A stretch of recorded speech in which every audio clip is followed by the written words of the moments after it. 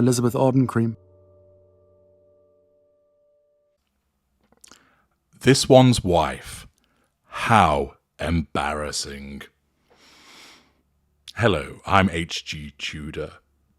According to Aisha Walsh, who writes in The Mirror, this one's wife's mouthpiece, Omid Scobie, announces new royal book with major twist. Ugh. So after having endured reading sections of Funding Freedom and Finding Dollars, which was really just this one's wife's diary, which had been passed to the improbably named plastic-faced Lieutenant Lickspittle, Omid Scobie, for him to then put out there to make her look good, he then came up with Bell Endgame, which, despite gaining huge amounts of publicity as a consequence of the naming in the Netherlands of the supposed royal racist, didn't sell particularly well. Interestingly, Omid Scobie is a little bit like the woman whose derriere he's invariably wedged up. He's a one-trick pony. He can't write about anything else. Nobody takes him seriously. No other celebrities or famous people would want anything to do with him. Other outlets have distanced themselves from him, and therefore all that he can rely upon is churning out similar nonsense-based material in support of this one's wife. Accordingly, The Mirror tells us Omid Scobie has announced that he has another royal book on the way titled Royal Spin. The controversial author, who is known as this one's wife's mouthpiece, as the Duchess admitted that her former aide gave the author help with his first book, Finding Freedom, is adding to his existing list of titles. But the new book is a little different to his past body of work.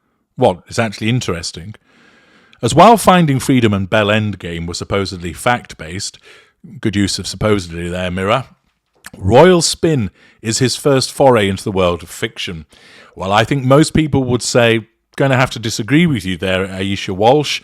Finding Freedom and Bell Endgame were clearly works of fiction, because much of the material came from the mouth of this one's wife, who, as we all know, is deluded. But what of this new book? What literary treats is Omid Scobie going to have available to us? Well, apparently the book will follow the story of a young American woman. Ooh, I wonder who that could be based upon. Gosh, I really don't know. Apparently she leaves a press roll at the White House for one at Buckingham Palace. Right, because that's going to happen. He will be co-writing the tome with US young adult fiction author Robin Benway, i.e. someone who probably can actually write, with it being billed as fun, fish-out-of-water romantic workplace comedy. Whoa, what larks! My fingers are already twitching not to spend my money on it. Apparently, the plotline will also offer a hotbed of office politics, where tradition almost always wins. Omid, 42, admitted his joy at the new project. Well, I'm sure you're delighted, because it means you might earn some money, calling it exciting news, and stating that it marks the start of something very special.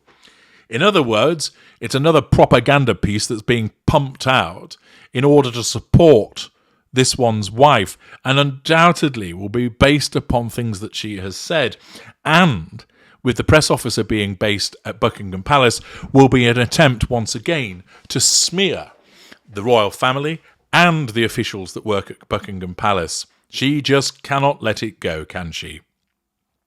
Writing on X, he told his 3 followers, "Some exciting news to share.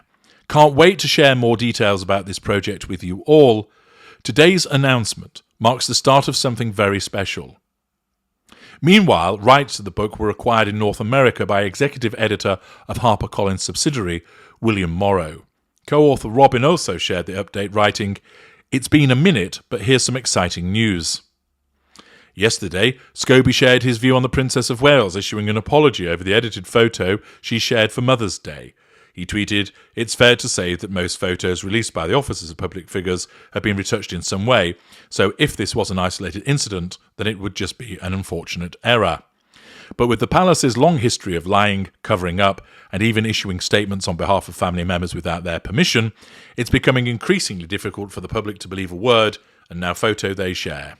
Gaining that back at this point is an almost impossible task, which, of course, he will be revelling in as a consequence of being a Team Sussex supporter.